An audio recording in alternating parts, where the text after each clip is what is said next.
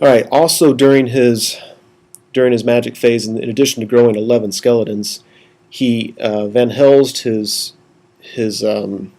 Vargolf into a charge into my bowman. I was hoping to pass my terror test and maybe get a stand and shoot. I may not have had the distance anyway. If he was under half his charge reach, I couldn't do that. But it was a moot point. I failed my terror test and fled. So now that Vargolf, I don't like where he's at, because again, I don't mind if he comes to the left of my side of the board, but if he turns around and threatens the flank of that Knight of the Realm unit, that is going to be very threatening for me. So, yeah, I hate that Banshee Howl. And I swear, every time this guy plays it, he rolls a 10, a 9 or a 10 or 11 for it. So, Girl Knights have leadership 8. So, with the 2 bonus, I guess it's the essence of a 6. So, he rolled a 9 and wiped out over half my Grail Knight unit, right like that. I hate that thing. So, yeah, that was unfortunate.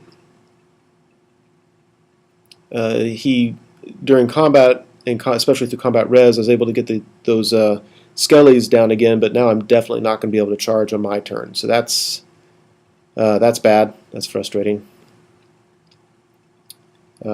This combat's going about the way I thought it would. Again, I'm not really worried about it, or I wasn't when I had all my Grail Knights there. The one good thing about the Banshee killing all my Grail Knights is now that vampire can't see me, and when those Knights were there, he would be able to get the flank charge, and so it buys me a turn. So that's kind of nice. Brett, turn 3. Now I just get my fast cav out of the way. I'm tired of just waiting around over here. They're set up to do a flank charge into the skellies if I need them, and I've moved my Knights Errant over even more. That one on the right can get a flank charge on that unit of skellies. Bring my general over to protect my flank. If you look at my line of sight, it keeps him. He's going to have to turn to get into the flank of that unit. Now he could probably do it, but I don't think. When I say that unit, the Vargolf can probably turn to get into the flank of my Knight of the Realm unit, but he can't do it without getting charged by my general. So that's what I was thinking there. And also, if he charges my bowman, they're going to be forced to flee off the board, but he's going to also have to take a charge from my general. And he only has 3 wounds left. I have a decent chance of taking him down. So this was made perfect sense to me, but he had taken his skeletons and turned it and tried to position them such that my Pegasus Knights could not see the dire wolves. But I argued that I could see right through the woods, and if you can see through 2 inches of woods, I had plenty of sight available. So I don't think my opponent was any too happy about it. If I played that wrong, please let me know. But I don't consider woods automatic barrier to sight. I think you can see through 2 inches of it, so that allowed me to get a flank charge into the dire wolves, which helped that out tremendously. So over here, during my combat phase, I was able to pop the rest of those skellies. So on his turn, he can't charge me, so that means on my next turn, my Knight of the Realm unit is finally free.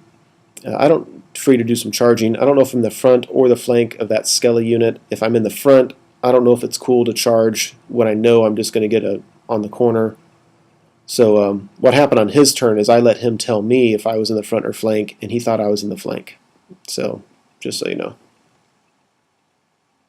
So here on the left side of the board, those Pegasus Knights, between them and the Grail Knights, wiped out the rest of those dire wolves.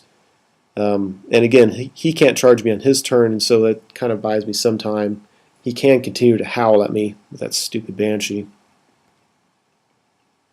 So that's what the board's looking like at the end of Brett turn 3. VC4, he takes his Graveguard. I don't know what he's planning on doing with them. If you kind of hold him in reserve, it makes sense, but he now has turned him back towards my Knight of the Realm unit, likely because he doesn't want to get a flank charge. If he stays where he is, I can charge him. If he were to move in front of the Black Knights, my other Knights might be able to charge him. So he's just holding him in reserve and making sure he doesn't take a flank charge. I'm not real super anxious to charge him. On this side of the board, he's just bringing, wow, Vampire, Vargolf, the Wraiths with the Banshee. I'm almost giving up on my Grail Knights over here. My Pegasus Knights can fly away from all this stuff, but of course they're going to have to take a terror test at the beginning of my turn. the Grail Knights can't get away from it, so don't have a whole lot of good solutions over here. During the magic phase, he took his Graveguard and actually backed him up. This says they get an 8-inch movement, and so he took half of it to turn and turn again and move back 4 inches. So I guess that's right. And with normal movement, you can't do that, but he said that it's an 8-inch movement, not a march movement, so whatever. If we played that wrong, let me know. But he backed him up, and actually he did that because he didn't want to get charged. I didn't really want to charge him anyway, not in the front with that Vampire Lord there. So I was very, very happy to let him back up. So what I did on my turn is I just charged both flanks. Again, I let him decide if I was in the front or the flank arc with both of them. That unit on the right was my rightmost Knight Errant unit. And it looks like the Knight Errant unit in the bottom left corner is far to the right. That's because after my charges, I moved them a 4-inch shuffle to the right. So this was a pretty critical move in the game. I could tell by my opponent's face, he's looking at it going, you just made the biggest blunder I've ever seen. My thinking is, I've got to pop that Skelly. This will work if I completely wipe out that Skelly unit. Because if I do, if he charges me, I can flee. And if I flee, I can get a counter charge. If I don't completely wipe out that unit, I'm stuck and my guys are toast. But I think my odds are good. Got a ton of combat res, a lot of attacks. I think that's looking pretty good for me. There's another picture. And again, I considered this critical to the game. I did then, and I still do now, actually. During the magic phase, my Damsel, little level 1, finally got off that magic missile spell on the Banshee unit. I was so excited. It has 2d6 strength 3 hits.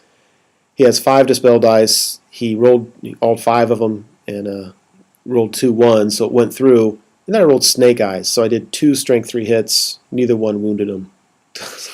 What a waste.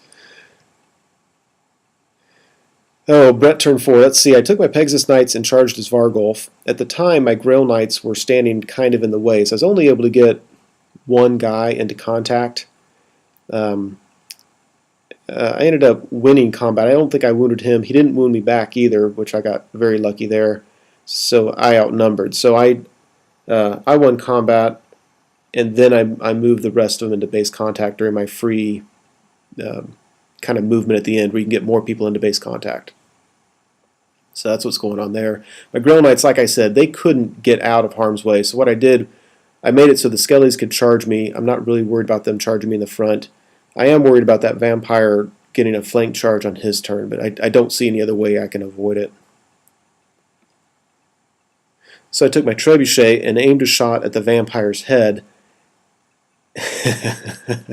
That was great. The guy's got a 3-up armor save, but there's no armor saves against stone throwers. It does d6 wounds. I did 5 wounds on him, and that Vampire's out of the game. And this is it was a pretty big turning point in the game, I think. So at Brett turn 4, you can see his Vargolf. There was 1 wound through combat res. He already had a wound from my archers. He's none too happy about that. Got my general on the hill to help out wherever I need. I'm going to have to withstand a Banshee Howl, but Leadership 9 I might be okay. And critically, I killed all the Skellies. And I'm positioned such that because I was maximizing units with the Skellies, I'm not locking with my men-at-arms. I guess both those units, if I need to move forward, will not hit the men-at-arms unit, is what I'm saying. So he charged my Knights Errant. I fled, and he was able to catch me. Now, I thought that unit on my right was in his flank. He decided I was in his front. So being in his front, I'm kind of glad that he knocked out that Knight Errant unit, because now I can charge and get a bunch of attacks in there. But the Mounted Yeomen failed their panic test from having a unit destroyed within 6 inches, so they ran off the board. I hadn't used any scrolls yet, so I used a scroll to stop him charging, and this is where him backing up ended up being to my advantage because he couldn't get the charge in this unit.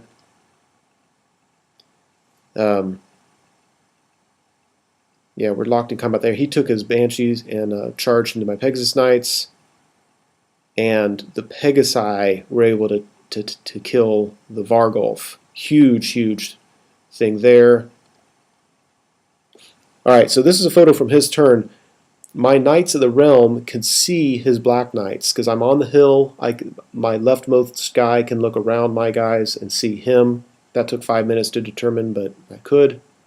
So on my turn, got a front charge and a rear charge and totally wiped out the Black Knights with the White King.